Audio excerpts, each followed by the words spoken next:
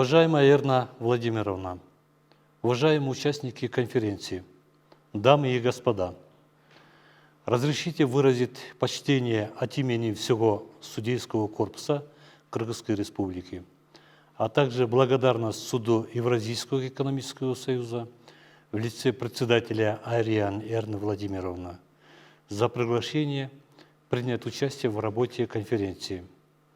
Прежде всего, я хотел бы отметить значимость Евразийского экономического союза в создании единого экономического пространства в регионе и роль Суда ЕС в регулировании споров и обеспечении единообразного применения государствами-членами и органами Союза международных договоров.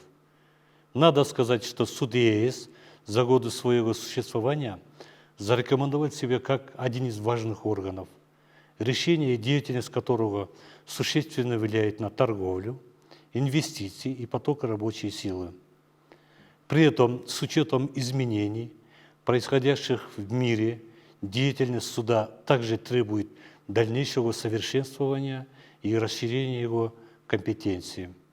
В этой связи хотел бы отметить важность данной конференции, поскольку она является площадкой для обсуждения практических и проблемных вопросов, связанных с деятельностью суда.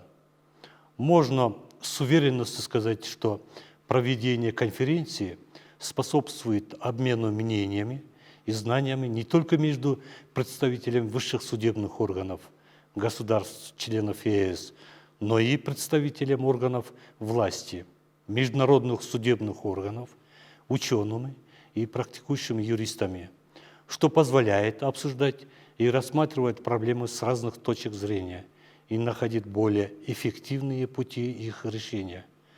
Несомненно, данное мероприятие собрало профессионалов, общие усилия которых сыграют немаловажную роль в повышении эффективности и совершенствовании деятельности суда ЕС.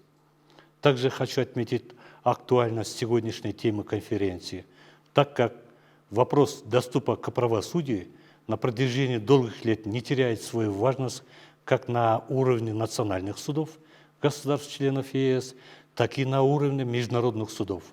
Убежден, что участников конференции ждут познавательные доклады по вопросам международного правосудия, где также будут представлены пути решения имеющихся трудностей и проблем. В завершение своего слова хочу пожелать всем участникам и гостям конференции плодотворной работы, активного обмена идеями, результативной дискуссии и эффективного взаимодействия.